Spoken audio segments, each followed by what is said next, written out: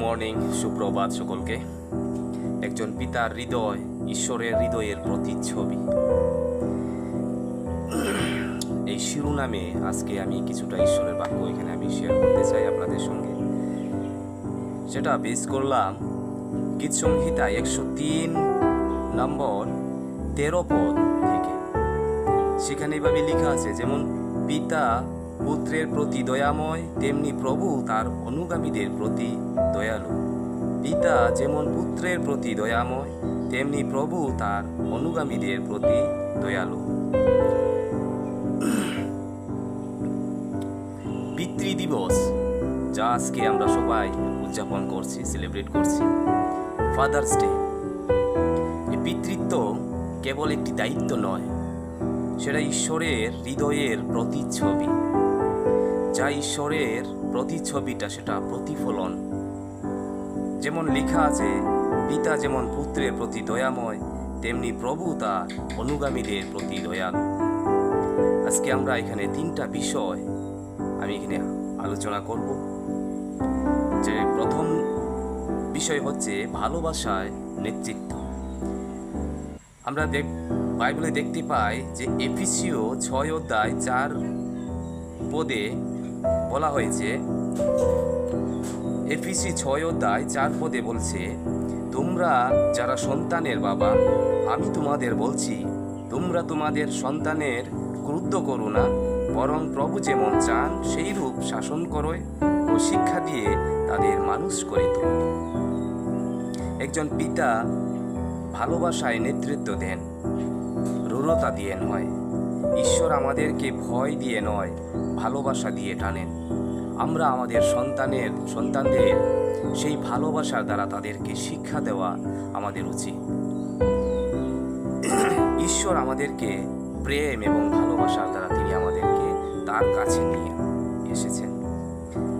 প্রভু যিশু, তিনি সেই প্রেমের, ঈশ্বরের সেই প্রেমের প্রতিচ্ছবি তিনি আমাদেরকে উদাহরণস্বরূপ তিনি আমাদের দিলেন। সেই প্রভু যিশু আমাদের জন্য, ঈশ্বরের সেই প্রেমের জন্য প্রভু যিশুকে তিনি পাঠালেন এবং কালভারি ক্রসে তার মহামূল্যবান রক্ত দ্বারা, এমনকি তার প্রাণ বিসর্জন দিয়ে, তার প্রাণকে বলিদান দিয়ে আজকে আমাদেরকে তিনি সেই তার সন্তান হওয়ার অধিকার দিলেন এবং সেই তার ছেলে মেয়ে এবং তার সন্তান হওয়ার অধিকার আমরা পেলাম। এবং সেই প্রেমের যে প্রতিচ্ছবি প্রভু যিশু, সেই ঈশ্বরের প্রতিচ্ছবিটা তিনি এই পৃথিবীতে তিনি অনুসরণ করলেন, পরিদর্শন করলেন। আজকে আমরা যারা পিতা, আমাদের সন্তানদেরও সেই ঈশ্বরের সেই প্রেম আমাদের মনে রেখে এবং সেই প্রেম এবং ভালোবাসার দ্বারা আমাদের সন্তানদেরকেও আমাদের শেখানো উচিত এবং সেই প্রেমের দ্বারা তাদেরকে আমরা নেতৃত্ব দেওয়া আমাদের উচিত। 2 নম্বর হচ্ছে সন্তানদের রক্ষা এবং যোগান।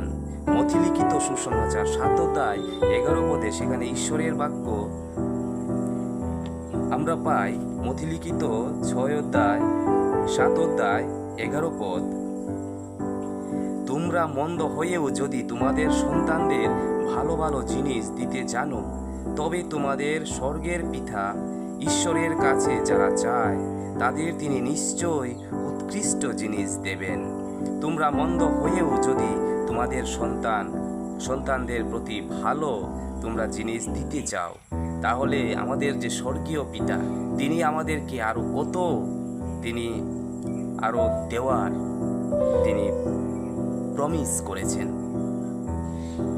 পিতা যেমন তাদের পরিবারকে রক্ষা করে, আজকে আমরা যারা পিতা, আমাদের পরিবারকে যেমন আমরা রক্ষা করতে চাই, আমরা আমাদের ছেলে মেয়েদেরকেও আমরা তাদেরকে প্রয়োজনীয়তা আমাদের দ্বারা তাদেরকে মেটানোর আমরা চেষ্টা করি, তেমনি আমাদের স্বর্গীয় পিতা আরো কত বেশি তিনি আরো চেষ্টা করেন বা চিন্তা করেন আমাদের জন্য।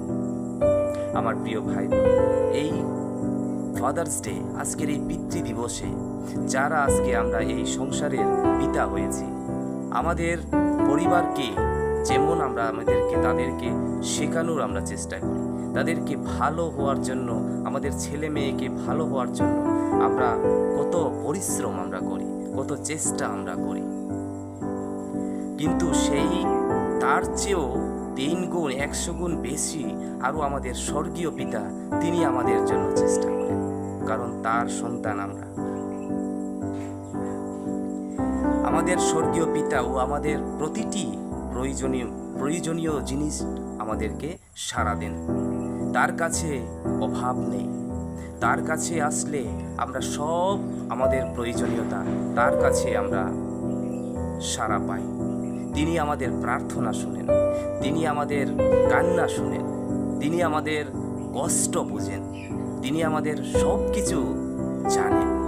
যেমন আমরা আমাদের সন্তানের প্রতি, আমাদের পরিবারের মধ্যে আমাদের ছেলে মেয়েদের প্রতি আমাদের যে যত্ন, আমাদের যে তাদের জন্য যে চিন্তা, সেইভাবে তার চেয়েও 100 গুণ বেশি আমাদের স্বর্গীয় পিতা তিনি আমাদের জন্য চেষ্টা করেন, চিন্তা করেন, মঙ্গল জিনিস তিনি আমাদের জন্য চেষ্টা করেন। জেরেমিয়া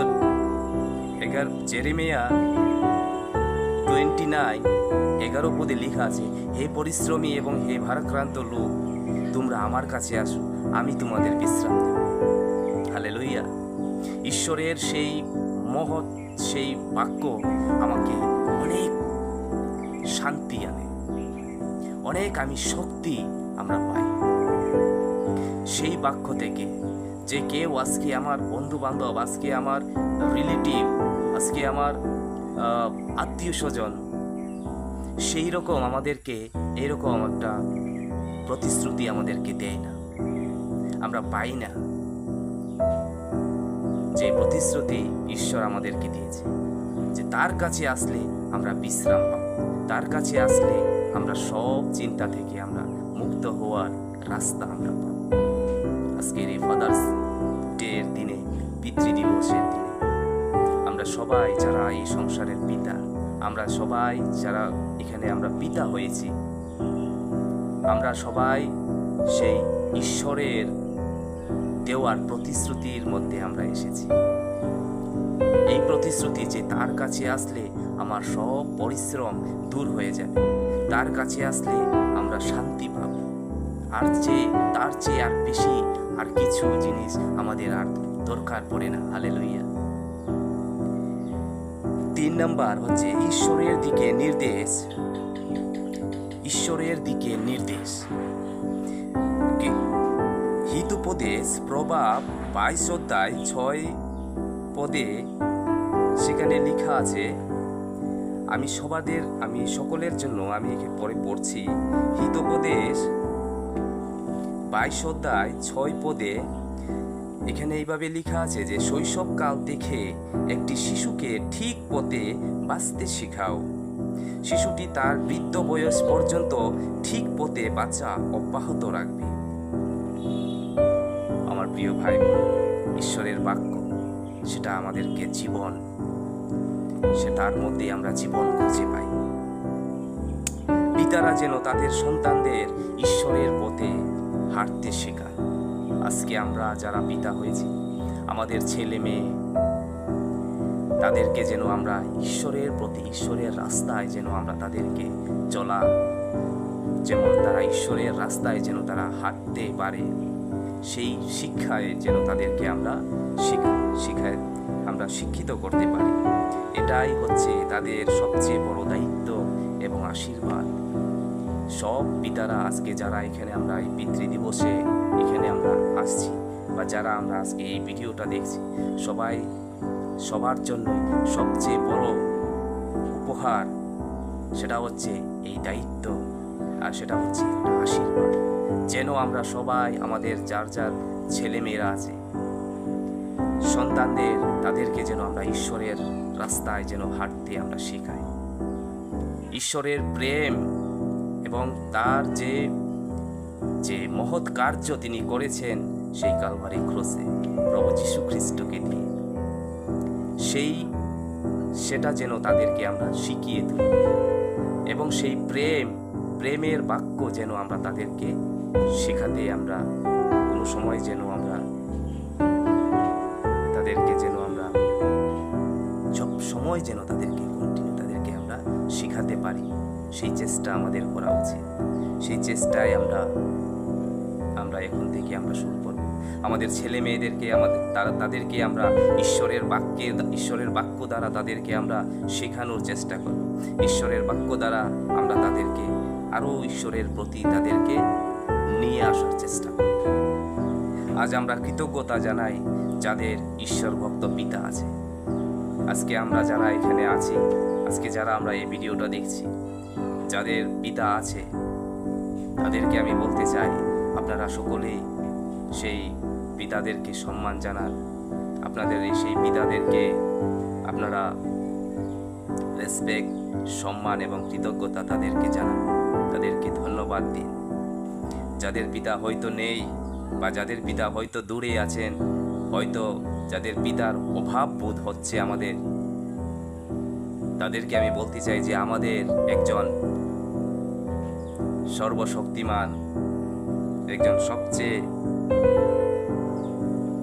আমাদের পরিপূর্ণ স্বর্গীয় পিতা একজন আছেন। আমরা যেন সেটা মনে করি।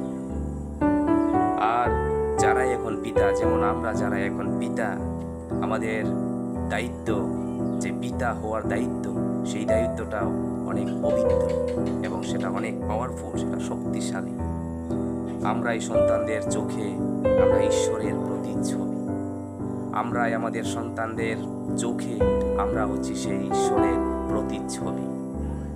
ঈশ্বরের পবিত্র বাক্য আজকের এই পিতৃ দিবসে, আজকের এই ফাদার্স ডের দিনে ঈশ্বর আমাদের সকল পিতাকে আশীর্বাদ করে। আমি প্রার্থনা করি।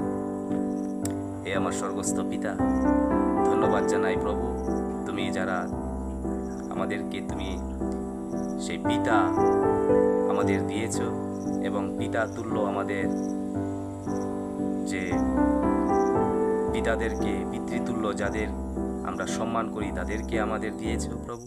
তার জন্য আমি প্রার্থনা করি, তাদেরকে আরো শক্তি দাও। যারা আমরা পিতা প্রভু, আমাদেরকেও আরো আশীর্বাদ করো প্রভু, যেন আমরা তোমার সেই প্রেম, তোমার সেই বাক্য আমাদের সন্তানদের প্রতি আমরা দর্শাতে পারি। আমাদের সন্তানদের প্রতি যেন আমরা তোমার প্রতিফলন, তোমার প্রতিচ্ছবি হয়ে যেন আমাদের সন্তানদের চোখে হয়ে যেন আমরা উঠতে পারি। আমরা যেন তাদেরকে শিখাতে পারি, তোমার রাস্তায় যেন তাদেরকে টানতে পারি। সেই জ্ঞান এবং সেই নলেজ, বুদ্ধি দিয়ে তুমি আমাদেরকে আশীর্বাদ করো, সেই শক্তি সামর্থ্য দিয়ে তুমি আমাদেরকে আশীর্বাদ করো। ক্ষুদ্র প্রার্থনা পাপ থেকে উদ্ধারকর্তা নাজারেত প্রভু যীশু খ্রিস্টের নামে।